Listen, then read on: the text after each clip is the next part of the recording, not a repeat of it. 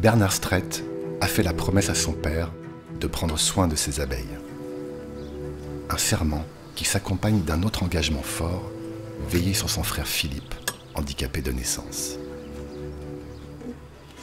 Il y avait aussi cette promesse faite à mes parents de m'occuper de mon frère, sur le fait qu'il était handicapé. Donc ça, c'est une promesse, ça oblige. En 1979, Bernard reprend les rênes de l'entreprise familiale afin que Philippe puisse continuer à y travailler. Au fil du temps, Philippe est devenu l'âme de la multinationale.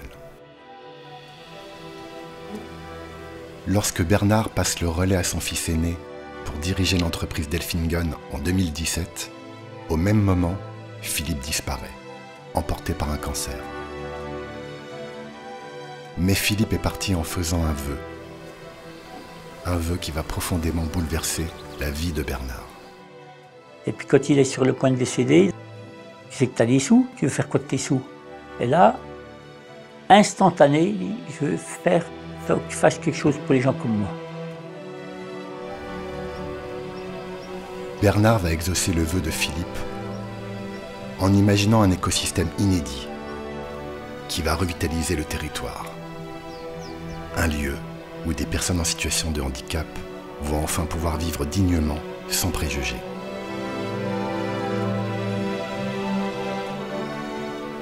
Action Philippe Stret est né dans un petit village rural dans le département du Doubs, à Anteuil, de là où sont parties toutes les grandes aventures humaines et industrielles des Stret.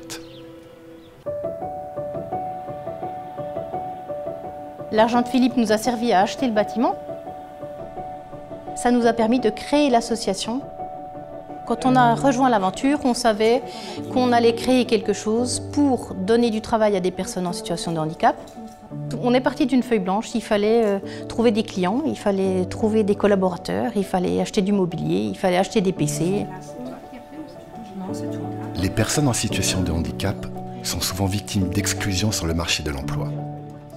Ici, au contraire, chez Action Philippe Stret, le travail est considéré comme un levier majeur, à la fois pour sortir de l'isolement et se reconnecter à la vie en société.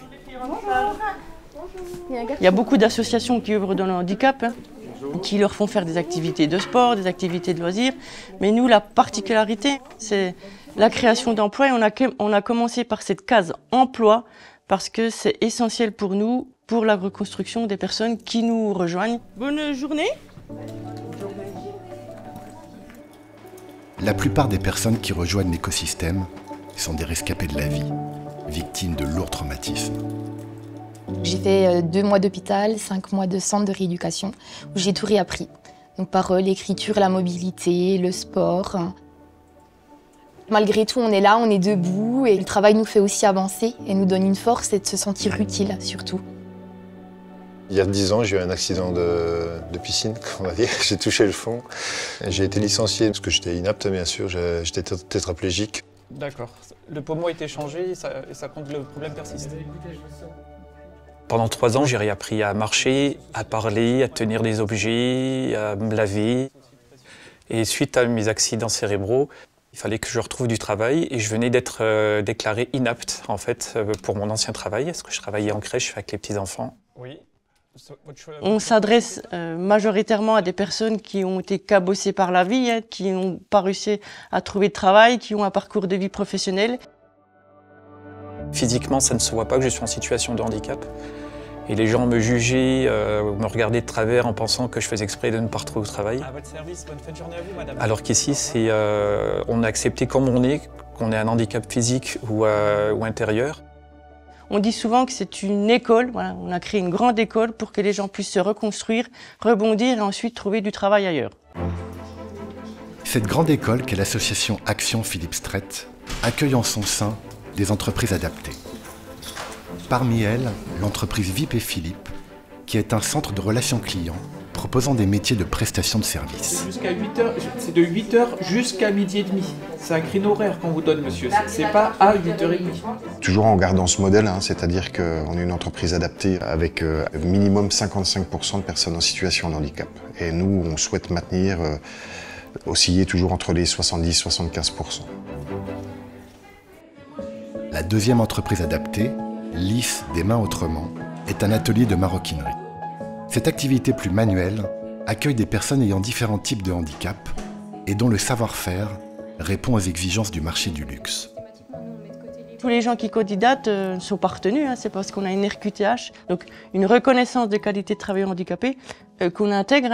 Et forcément, il y a un processus de recrutement qui est long, qui est exigeant, mais qui est essentiel pour la réussite de nos entreprises et la confiance avec nos clients. Les personnes recrutées en maroquinerie seront ensuite formées au sein de l'organisme de formation Passefil. J'ai fait 11 semaines de formation avec une formatrice maroquinière qui nous a enseigné les premiers pas, les premiers gestes, les premières techniques.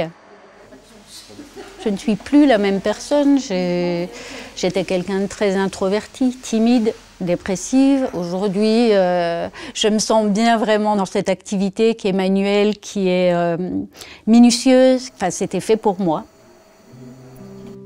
Quand on aborde une entreprise comme ça, on essaie de mettre toutes les chances de notre côté. Donc quand je suis arrivée en entretien avec Anès et Magali, je leur ai vraiment expliqué mon parcours. Et puis ça a matché. En fait, j'ai mis toute cette... tout ce qui m'est arrivé, je l'ai pris plutôt comme une force, en fait, plutôt que m'apitoyer sur mon sort en disant que si je suis là aujourd'hui, c'est parce que j'en voulais, c'est parce que je m'en suis sortie, c'est parce que faut y croire. Quand j'ai commencé, en 2018, je parlais très peu déjà. J'avais encore ces petits problèmes d'élocution qui étaient existants. C'était un peu délicat, je ne savais pas trop où me placer, j'ai observé, j'ai analysé, mais j'avais envie d'y arriver, parce qu'ils m'ont donné cette chance. C'est des postes qu'on m'a proposés et dont je n'ai pas fait la demande. Parce que pour moi, à chaque fois j'aurais dit, vous en êtes sûr, c'est pas possible. Et mon but c'est là, c'est ça, c'est détecter pour chaque personne les besoins ou les outils que je dois leur donner pour qu'ils y arrivent. Moi, je vais te faire grandir. Mon but, c'est ça.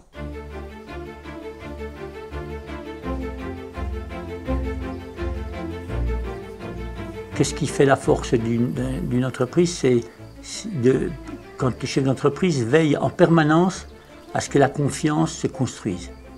Et quand vous avez la confiance entre les uns et les autres, alors tout devient possible. Dans une ruche, la reine, depuis des millénaires, se comporte de la même façon. Pour nous, on a 3 valeurs qui nous pilotent au quotidien et qui sont très importantes pour nous. C'est à la fois la bienveillance, encore plus dans nos entreprises puisqu'elles ont des statuts d'entreprise adaptés. On a également la patience, donc il faut leur laisser le temps d'apprendre un nouveau métier. Et puis surtout, l'exigence. Il y a quand même ici une atmosphère particulière qui est l'entraide, qui est la bienveillance, qui est un vrai travail d'équipe. Il y a une demande d'excellence aussi, on a une exigence de qualité. On n'est pas dans la perfection, c'est pas ce qu'on cherche, on cherche l'amélioration continue pour chacun. Voilà, tu peux raccrocher. Très bien. Ça va aller ? Ce poste de superviseur, d'être avec cet échange avec mes collègues, ce partage, les faire monter en compétences et travailler en équipe parce que même eux, par eux-mêmes, ils nous font monter en compétences. Moi, ils me font monter en compétences, ils me donnent de l'énergie. Ah, elle devient de plus en plus performante. Ben oui, ben si.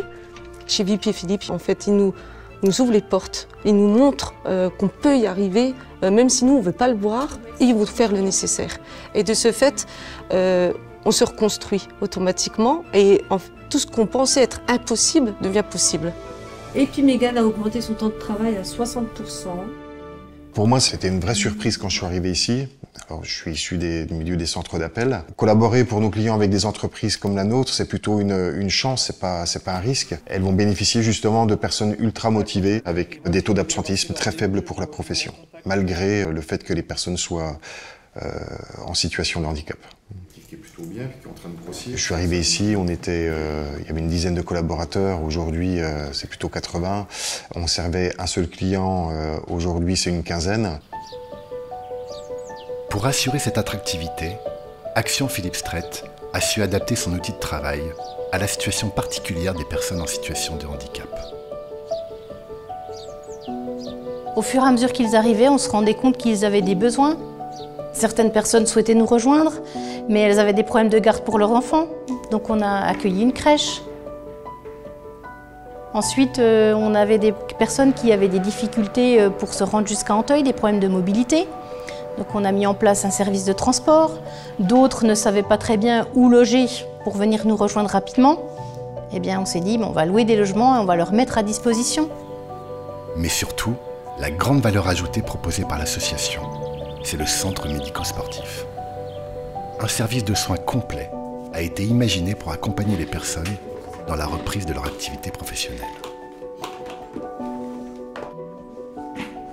L'idée a grandi en prenant en compte aussi que ces personnes sont physiquement dans le besoin de continuer leur éducation, mais aussi la prise en charge de la douleur. Et travailler et trouver du temps pour se soigner, c'est parfois pas compatible. Donc l'idée de l'association a été de dire et pourquoi pas faire les soins sur place. Je vous souhaite une belle journée. Merci. Allez, on avance un petit peu. Donc je suis debout, je suis reconstruit, mais il reste les finitions à faire et je les refais tout le temps. C'est efficace. Attention la marche, plus loin devant. Allez. L'association me permet de continuer, d'améliorer de jour en jour ma santé. Il manque le sourire parce que c'est... C'est toutes des séances que je n'aurais jamais pu avoir ailleurs. Des séances de sport aussi. Quand je viens au sport, on travaille beaucoup l'équilibre avec la perte auditive. C'est l'oreille interne qui est touchée. En créant cet écosystème pérenne en milieu rural, on assiste à l'émergence d'un véritable pôle d'attractivité. L'association, donc c'est quelque chose de vraiment complet où on peut s'y épanouir, alors aussi bien pour les salariés que pour le milieu rural, puisque c'est la possibilité pour les personnes du secteur rural de venir se soigner, donc d'avoir des médecins. On dispose aujourd'hui de 3 médecins ici. Nous, ce qui nous a attirés, c'est surtout le travail en centre pluridisciplinaire, le fait de travailler avec des kinés, qu'il y ait une sage-femme, une psychologue. L'objectif final, c'est de se dire et de prouver aux autres que c'est grâce au travail de personnes en situation de handicap que d'autres entreprises ne pouvaient pas accueillir, que des ruraux peuvent avoir des services tels que le centre médico-sportif où aujourd'hui on a plusieurs professionnels de santé. Et puis donc ce projet également de la restauration qui sera ouverte sur l'extérieur. Et la culture également. On a une salle qui nous permet d'accueillir aussi bien par la suite des concerts ou tout type d'événements. J'ai aussi une pensée aujourd'hui pour Philippe, parce que je n'ai pas connu, mais c'est grâce à lui qu'on est là. Donc merci beaucoup, merci pour tout. La volonté de Bernard, dès le démarrage, c'est de se dire que ces personnes cabossées par la vie allaient faire quelque chose de grand. Donc, voilà, l'écosystème au démarrage est financé par des dons. Merci de cette générosité. On voit qu'on peut construire de grandes choses aussi avec la générosité des uns et des autres. Alors aujourd'hui, en effet, l'écosystème il repose sur des dons, des subventions, de grandes fondations, du mécénat d'entreprise, des prêts bancaires également.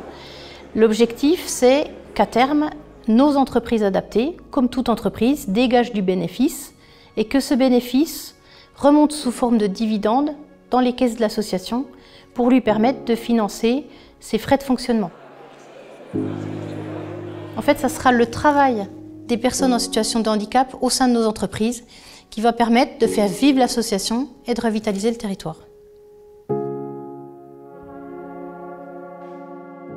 Je pense que les bâtisseurs de cathédrales avaient quelque chose qui était une ambition qui dépassait leur propre capacité, quoi. C'est quelque chose qui les dépassait. Et c'est dans ce sens-là que je vais dire, on fait une cathédrale ici, c'est qu'on fait quelque chose qui nous dépasse largement.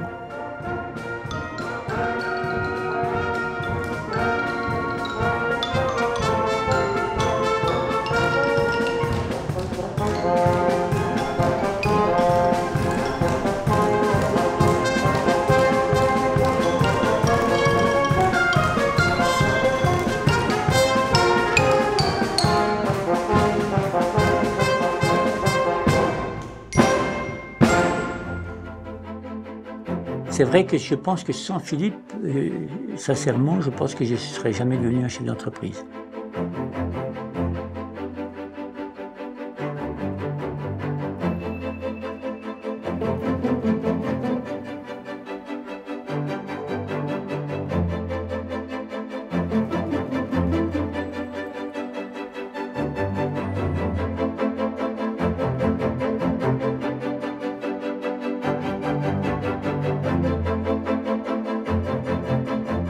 si Philippe nous entend, je pense qu'il serait content aujourd'hui.